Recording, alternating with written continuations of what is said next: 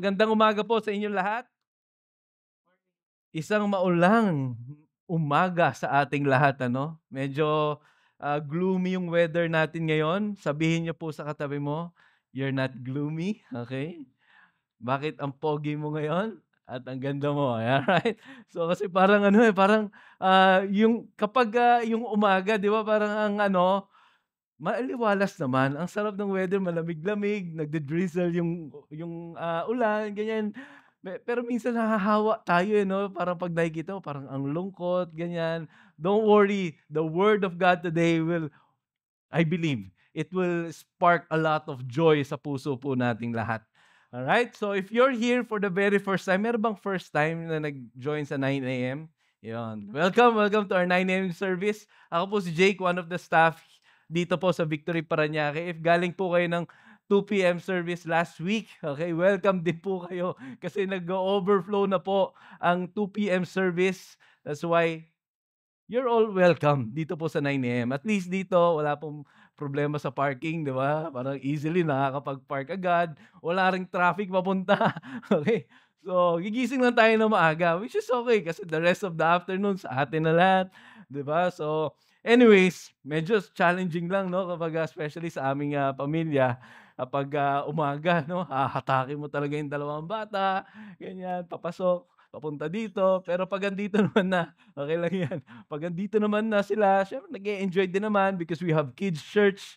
Hindi lang po daycare area ang kids church natin, it's a place where we disciple the next generation. Alam niyo po yung anak ko 'no, I'm so happy with our kids church kasi nagkakaroon siya ng, understanding kung sino si God, even, his understanding about the end times, the second coming of Jesus, okay? Nagiging conversation namin even, and the understanding of the Trinity, okay? Minsan nagiging conversation namin, and all thanks to the kids church. That's why if you're here, meron kayong mga chikiting na, kasama, okay?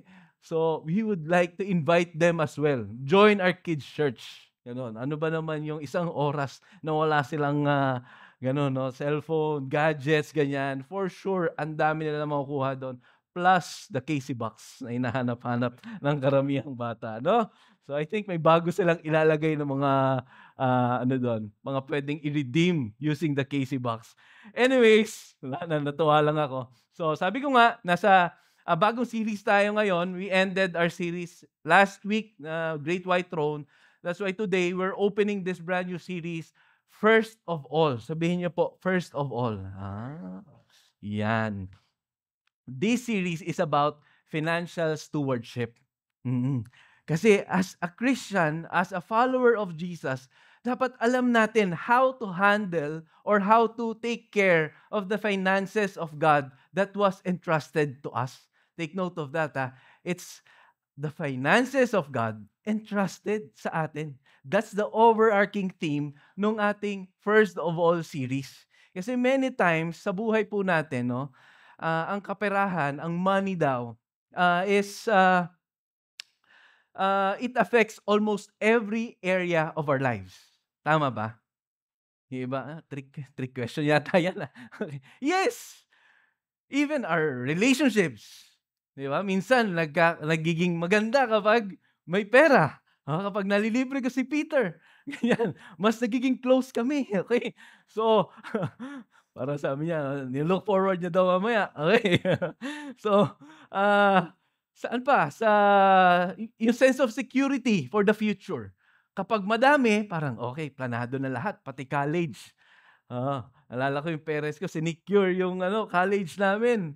Tapos scam pala, okey. So, sakit 'di ba, parang as in parang 'pag describe nung mother ko yun before, parang nagunaw yung mundo nila nung experience nila na gano'n. So, even our emotions, 'pag madami, nagiging, joyful, tama ba? Or ako lang yun? Tapos kapag nagiging konti na, medyo parang nagiging shaky. That's why as a church, kailangan nating maunawaan 'to. Kasi more than just in an ordinary, financial seminar, this is aligned to the teachings of our Lord Jesus Christ.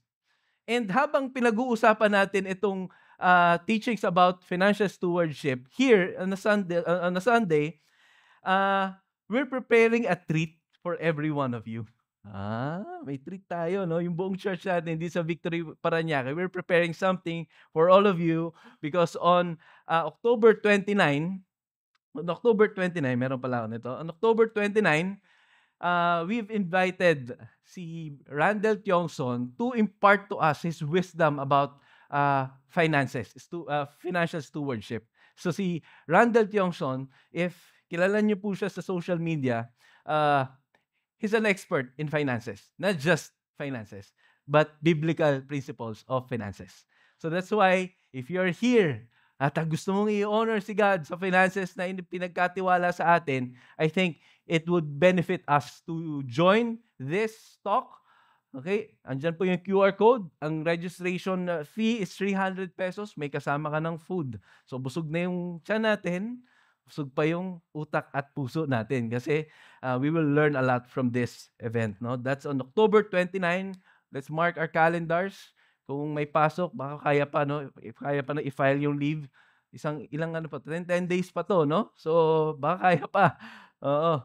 So, may discount nga rin yan, nakalagay dyan eh. Kapag nagsama ka daw ng student, the next registration for the student is discounted and even yours, no? So, join us. Sama-sama po tayo doon. Hahanapin ko po kayo doon. Okay? So, kasi kailangan talaga natin po ito, no? So, again, going back to our series. Who among you agrees that money brings joy? Yes, of course. 'Di ba kapag sumasahod tayo, yung wife ko kasi yung sahod niya once a month lang. So kaya kapag sumasahod talaga siya para kami nagse-celebrate kasi parang napakatagal na nito, gano'n. So 'di ba, it brings joy. 'Di ba, without money, we cannot enjoy yung Shopee sale, Lazada 10/10 or 11/11 na inaabangan natin 'no, next month or yung Cebu Pack sale, lahat ng 'yan. 'Di ba, money helps us to celebrate with all of these things. Ang hirap din 'di ba makipag-coffee with your friends without money and enjoy it. Parang minsan kapag wala kang pera tapos sasama sa friends mo, 'di ba parang nahihiya ka ganyan. Money, it's a tool, tama ba? It's a tool for us to enjoy life or experience joy. Kaya lang, we can agree also with this na yung joy na binibigay din ng money has an expiration date. Kasi kapag nauubos na nga, 'di ba? 'Pag nauubos at kumokonti na, ayun na, nag-e-expire na kaagad. Nag-e-expire na yung joy natin dito or napapalitan na ng pag-aalala. Oo. 'Pag malapit na yung 'pag nasa ano na daw yung sahod, 2 days before your sahod, sabi nila petsa de peligro na, 'di ba? So gano'n na yung view natin. Nagiging, anxious tayo, worry, tapos nagiging tight-fisted tayo do'n sa, resources na meron sa atin na kahit meron pa naman, 'di ba minsan parang ang hirap bitawan nito kasi nga paano baka bukas, baka sa makalawa walang pambaon yung bata, ganyan. And even dito sa church na-experience natin yun. We're experiencing two extremes naman. 'Di ba minsan kapag nagse-share na about sacrificial giving yung exhorter natin dito sa harap, parang ibibigay ko nafi-feel yung anxiety. On the other hand naman, parang kapag hindi mo nagawa yun or hindi mo naibigay yung kung anong meron ka, parang nakaka-guilty naman. Ay, hindi ko naibigay. Parang, Kristiyano pa man din ako. Nagwo-worship pa man din ako tapos offering, hindi ko parang gano'n. Na-experience niyo po ba 'yun? Yes. Thank you, may naka-relate sa'kin. I think hindi 'yun joy kapag gano'n 'yung na-experience natin. And what I realize is that the issue of finances is not really the concern of how much. It's a condition of our hearts. Because whether we have plenty or much, the posture stays the same. Kung ano po yung nagiging attitude natin in lack, it stays the same whenever we have much. That's why gusto po nating unawain ano ba yung tinuturo ng Book of Philippians patungkol sa financial stewardship. Kung paano na isinabuhay itong stewardship ng finances po ni God. Let's all stand on our feet. We're going to read our Bibles and let's open our Bibles in Philippians chapter 1 verse 3 to 11. And I'd like to call si Josiah, one of our kids church serve ministers and student leaders sa ENC to parang hindi siya student. Laki ni Josiah eh. So, to lead us in reading the Word of God. All right? And as he reads, let's join in reading. Philippians Philippians chapter 1 verse 3 to 11. I thank my God in all my remembrance of you, always in every prayer of mine, for you all, making my prayer with joy, because of your partnership in the gospel from the first day until now. And I am sure of this, that he who began a good work in you will bring it to completion at the day of Jesus Christ.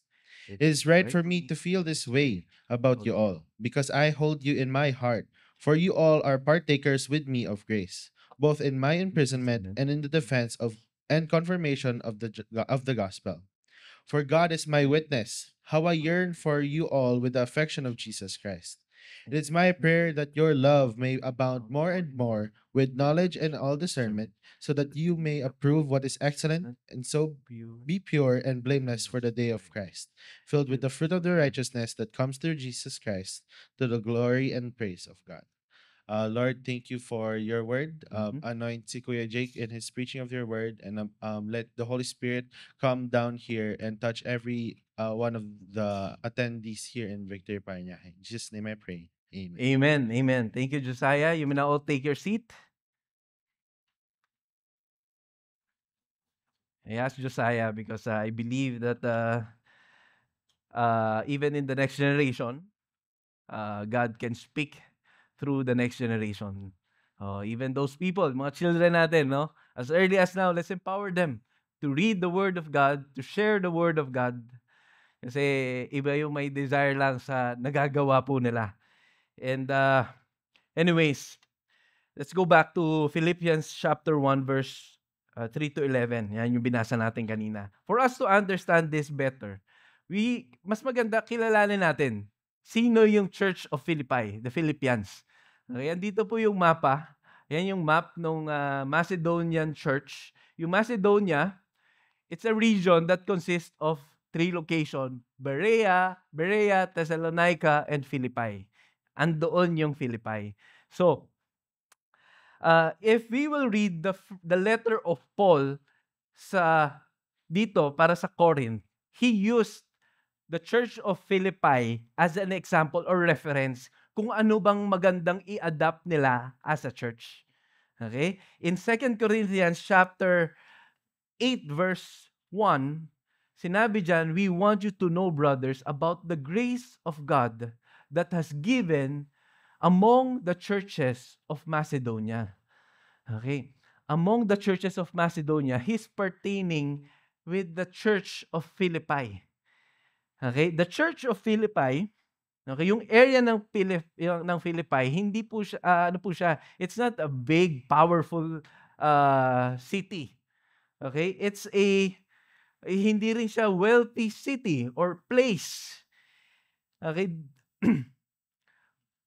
Dumaan po, decades have passed. They've gone through different wars and economic collapse.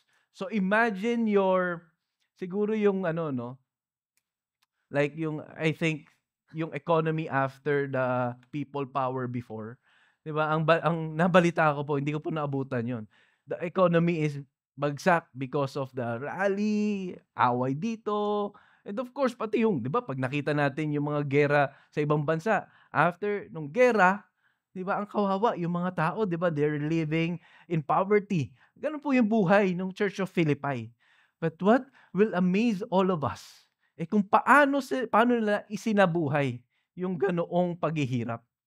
Kasi kapag dito po sa verse 2, sinabi diyan, for in a severe test of affliction, severe na, may affliction na sila, may paghihirap na, dinescribe pa as severe. Mas malala pa. Oo. So, Siyempre kung tayo, iisipin natin kung tayo yung mabuhay sa ganong situation. Based sa nakikita ko lang po, no? People who live under severe affliction, sila yung may mindset or tayo yung may mindset na ako yung victim. You know, the victim mindset. Ako yung recipient dapat. Ako yung tulungan nyo. 'Di ba? Hanggang sa umaabot sa point na nagde-demand na, gano'n. Nagiging entitled na of help. 'Di ba? Nagkakaroon na din ng poverty mindset. Hindi ako puwedeng magbigay kasi mahirap nga ako, eh. Naghihirap nga ako. But this Philippian church is different because for in a severe test of affliction, their abundance of joy, sabihin nyo nga po, abundance of joy and extreme poverty, okay, have overflowed in a wealth of generosity on their part. Parang hindi mag-match yun, ano? Grabe yung contrast. Severe affliction, naghihirap na, tapos may extreme poverty, pero nagkakaroon sila ng abundance of joy in generosity, in giving. Oh, interesting, tama? If we will picture this out, families having a hard time, struggling to buy not a meal, a bread. Yun yung situation nila. Merchants or yung mga negosyante doon sa place nila, they're losing their jobs or they're losing their business. Na yung iba nalulugi kasi nga walang bagsak yung economy. Tapos yung iba na dadali lang ng persecution. That's the kind of life na meron sila doon. Even the believers are being mocked. Even the family members of the people there, iniiwan sila because of their situation. Hindi ito comfortable church. Nakagaya natin na naka-aircon, na malamig sa umaga, 'di ba? Minsan yun yung pang invite, "Tara malamig doon." Okay. So, unlike us, 'di ba? Kung may discomfort tayo, okay, okay sige may discomfort. But not like them, the discomfort is really discomfort. But yet, they still found joy in giving. That's really interesting. You know the secret? Alam niyo po yung sikreto dito? Actually, hindi naman talaga siya secret. Makikita natin in verse 5 of this verse. Nasa pa lang tayo, background ng Philippi. Yan. It says there, they gave themselves first to the Lord, then the will of God to us. Sabihin niya po yung word na first. First. They gave themselves first. They're saying, Lord, we belong to you first. Our lives, whatever we have, whether plenty or none, pag may-ari mo po, lahat ng meron kami. That's the value of lordship. It speaks about the Lord before anything else. Ikaw una. Ganyan. Yan yung original meaning ng word na first. It speaks of the priority. It speaks of the lordship of our Lord Jesus Christ. Because I believe that the issue of finances is not just the amount. It's not just the amount of money. It's a lordship concern. Kasi sabi ko nga nung kanina, the posture stays the same. Whether we are in lack, or we are in plenty. Money, it magnifies kung ano lang po yung talagang nasa puso natin. Yun po yung meron ang Church of Philippi. When we surrender our finances to the Lord, it speaks about sino ba ang nagmamay-ari ng pera natin. Whether in lack or whether in plenty. Whether in lack, yes, konti yung amount. Pero sino nga? Sino ang nagde-decide? Kanino submitted? Tayo ba o si God? Sinong nag-glorify? Ako ba or si God? Yung fleshly cravings ko ba agad? Or yung will ni God ang nasusunod? That's why, even in our church, dito po, ang ganda nga nung hindi kami nag-usap ni Peter about his exhortation, but his exhortation is the same.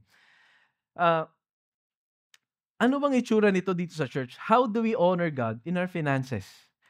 Diba? The value of tithing. Ginagawa po natin yan dito sa church. Kung ano po yung shinare ni Peter kanina, Malakay 3:10, it speaks about that tithing is God's training us to trust Him first in the area of finances. Minsan iniisip natin yung 10% lang yung para kay God kasi yung tithe kasi it's another word for that is the tenth. That's why we set aside the tenth and give it back to God. Minsan iniisip natin yung tenth lang yung kay God. Then the rest of the 90, I'll spend it the way I want to. Everything we have is the Lord's. Is the Lord's. The 10% na binibigay natin para sa Panginoon is just saying na God, I'm trusting you with the finances na binibigay mo sa atin, sa amin.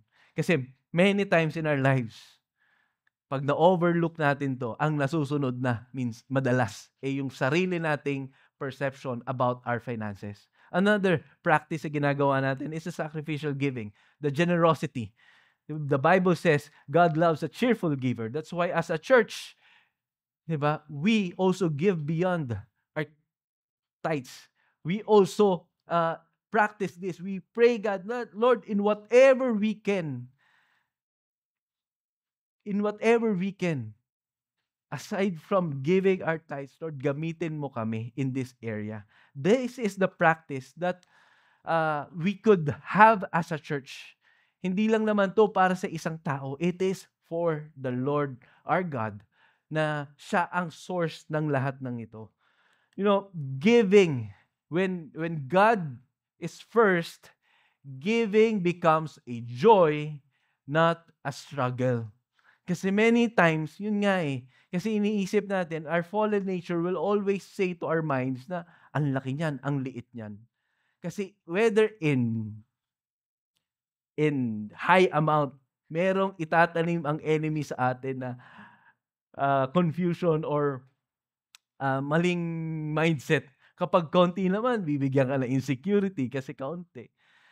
But when we find our joy and surrender ourselves to the Lord, to the Lordship of Jesus Christ, we will find that joy in giving. Just like kung ano nangyari sa Philippi.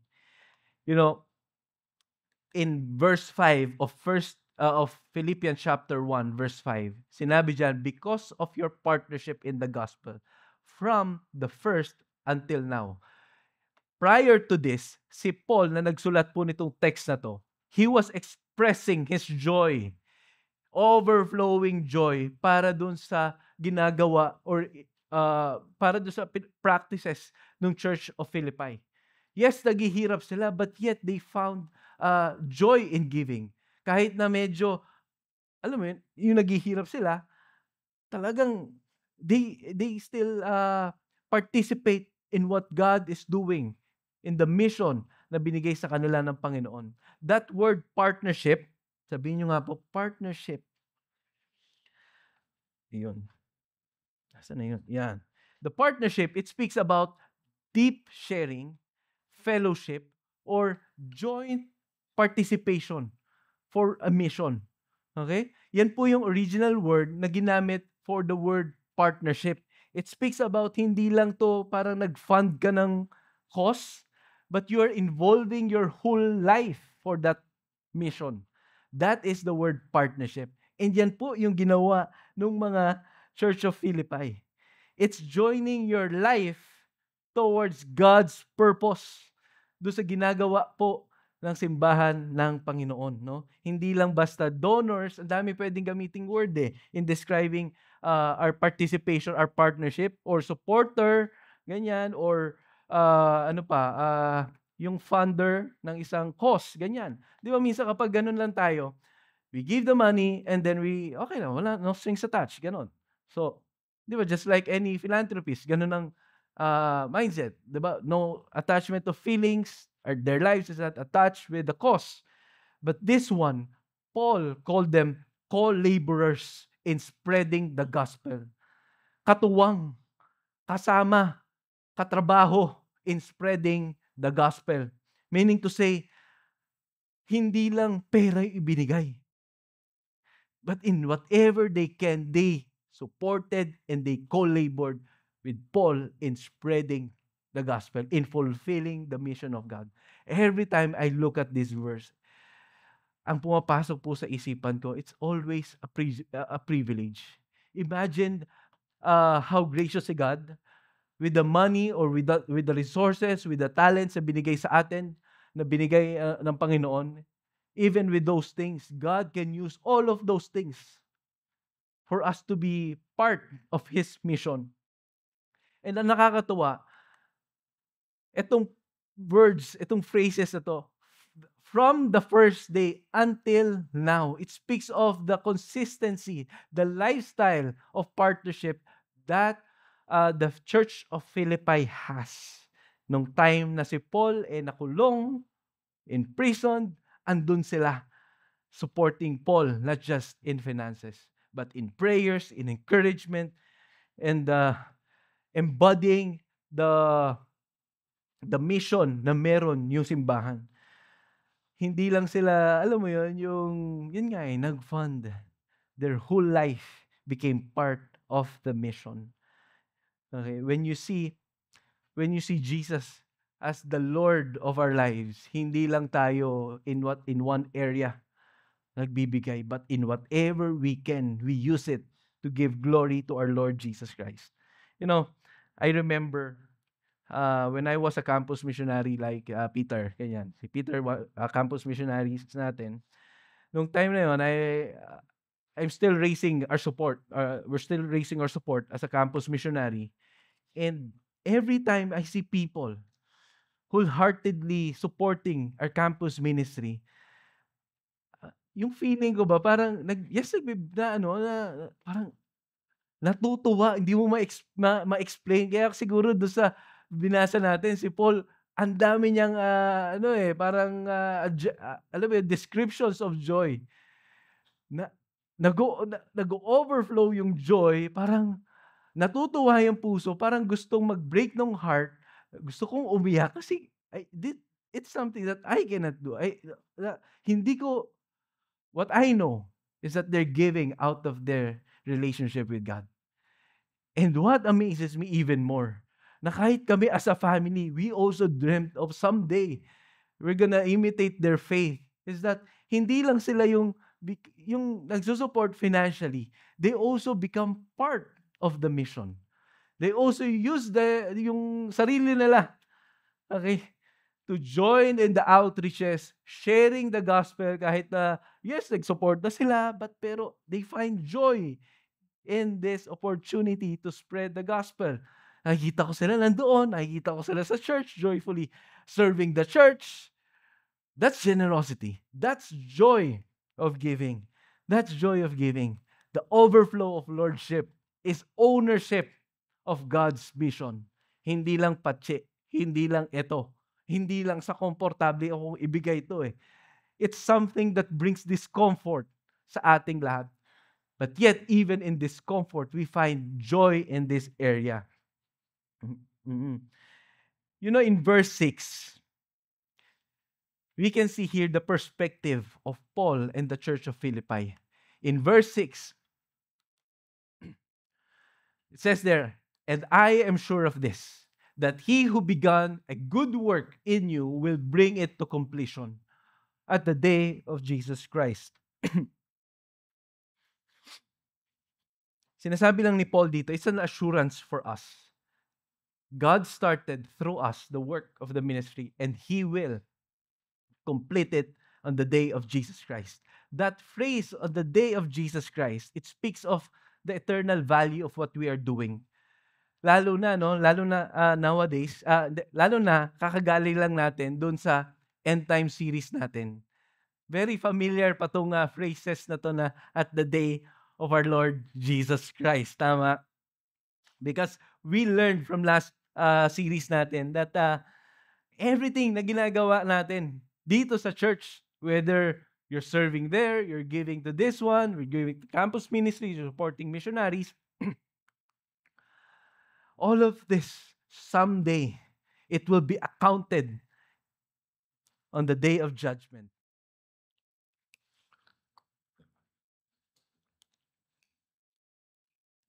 Nakakatuwa lang. This is the mindset that the Church of Philippi is embracing. Kaya makikita natin, kahit na mahirap yung ginagawa nila, kahit na may discomfort or paghihirap sa buhay nila, they were able to embrace ito pong joy in giving. Kasi nakikita nila na yung value of this. Kapag ang perspective natin is malapit lang or mababa yung value, parang ang daling i-set aside, tama? Pero kung ang nakikita natin, pag-spread ito ng kingdom ni God. Kasi someday, this church will be filled with non-believers or pre-believers na hindi pa kilala si Jesus. Then, I will contribute. Then, I will be part of this. Then someday, kapag naisip natin na someday, these things, it will be accounted sa buhay ko. Someday, kapag hinarap ko na si Jesus on the second coming, it will be a day of rewarding of all of these things. That is a picture of joy. Hindi tayo nito mag-iisip na parang, wala namang wala namang patutunguhan yung mga ginagawa natin dito sa CSN, sa Premier Hospital when we share the gospel, yung mga ginagawa natin in the campus ministry. All of this has eternal value. And if we embrace that mindset, just like the Church of Philippi, I believe na tayo rin bilang simbahan, we will also experience that joy in giving. And lastly, in verse 7, sinabi ni Paul dito to the Church of Philippi, you are all partakers with me of grace. Ano yung word na partakers? In other translation, sinabi dito, you share, in the NLT, you share with me the special favor of God. Partakers, it comes from the Greek word synkoinonos, which means fellow sharers, co-receivers of the grace of God. Yan yung sinasabi ni Paul, na hindi ka lang nag-share ng burden, ng work, but also you are co-bearers, co-receivers ng grace na binibigay ni God for His people. The grace that sustains Paul with the hardship of the ministry, it's the same grace that God will pour out to His people who partners with Him in the advancement of the kingdom of God or His mission. Meaning to say, whenever we give, whenever we serve, whenever we partner, we become partners of the gospel, okay, we are reflecting the very heart of the gospel. Kung babasahin po natin, ito pong Romans 8 verse 32. Saan na yun? Yan, nawala. It says here, He who did not spare His own Son, but gave Him up for us all, how will He not also with Him graciously give us all things? Whenever we think about the grace of giving, whenever we think about the lordship of our God, hindi po ito, alam niyo po yung you're just following a leader, tapos hindi naman alam yung pinapagawa sa inyo. Na-experience niyo po ba yan? Oo, sa trabaho, may pinapagawa sa'yo, pero siya hindi niya alam, hindi niya na-experience kung gaano kabigat yung pinapagawa, no? So, the lordship of God is not like that. If we think about the grace of giving, God Himself exemplified that towards us. When He sent His Son, Jesus Christ, for the forgiveness of our sins, that is the ultimate act of grace, of giving. He who did not spare His own Son. Hindi niya ipinagkaila. Hindi niya ipinagdamot. Hindi niya, alam mo yun, hindi siya nag-hold back to give His only Son. Ibinigay niya kung ano yung importante sa Kanya so that all of us would experience the love that is coming from that heart na may grace of giving. When we give, when we serve, when we partner towards the mission of God, we simply respond dun sa lordship, dun sa pagmamahal na meron sa atin ang Panginoon. It reflects the kind of relationship that we have in our Lord Jesus Christ. So whenever we think about giving, ang model ko pala nito si God din. Yes, makakaramdam tayo ng hirap dito. Makakaramdam tayo ng discomfort in giving. Even I myself, kapag, dumarating po yung, yung committed date ko kung saan, se-send ako ng partnership, minsan parang alam mo yun, yung uunahan ka ng, kaba na baka naman ano, the next day, mangutang ako or what, baka naman ganito. But Paul was saying, hindi ka lang basta carriers ng burden, co-receivers ka rin ng grace ni God. Remember the grace that you receive from our Lord Jesus Christ. It's the same grace who will sustain you with the commitments that you have in the advancement of the kingdom of God. I know it will be sort of may discomfort. Meron po talaga. But as long as we will let go of that feeling and surrender it to the Lordship of Jesus Christ, you will not experience how God will move through that.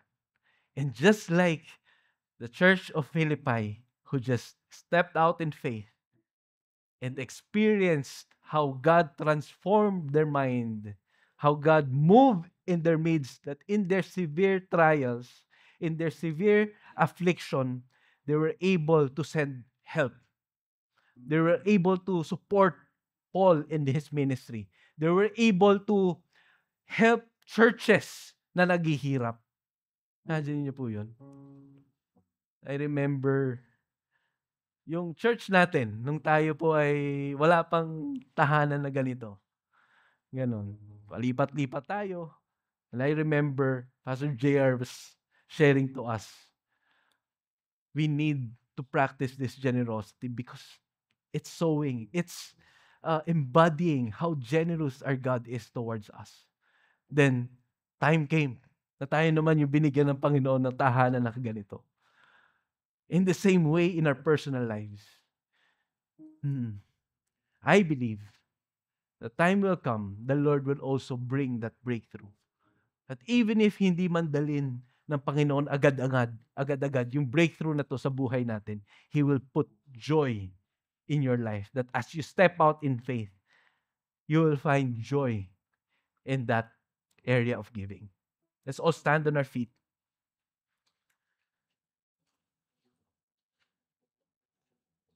The grace of giving na nakikita po natin dito sa Church of Philippi, somehow I think it's a lordship call. It's a lordship call wherein we want to put God our first in every area of our lives. That's why, as a response to this call to become partners of the mission of Christ, we want to respond in submission to His lordship first. Because apart from that, apart from us being under the lordship of Jesus, I believe at hindi po natin magagawa yun with joy in our hearts. So, I'd like to call our music team. As they lead us into worship, let's seek God. Let's ask God, Lord, is there area of my life na hindi pa submitted under your lordship? Meaning, hindi pa ikaw yung master of this area of my life, especially in my finances. Then if the Lord reveals and pumasok sa isipan natin, itong parte ng buhay ko, hindi pa parte ng lordship ni God. Submit it. Repent and surrender it to God. Then after we worship, we're gonna pray. Right? Let's all bow down our heads. Lord Jesus, may you encounter to us right now. May you encounter us right now. May you speak towards us. May you point out some things sa buhay po namin, Lord, na hindi pa submitted in the area of your lordship. Maybe for some, it's finances. Maybe for some of us, not yet part of discipleship. For some of us, yung daily lives namin, Lord, Sunday, andito kami, but yet, yung buhay namin, yung everyday of our lives, we're doing sin. We're doing things that are not pleasing to you. Lord, right now, we're making a decision to put you first in every area of our life.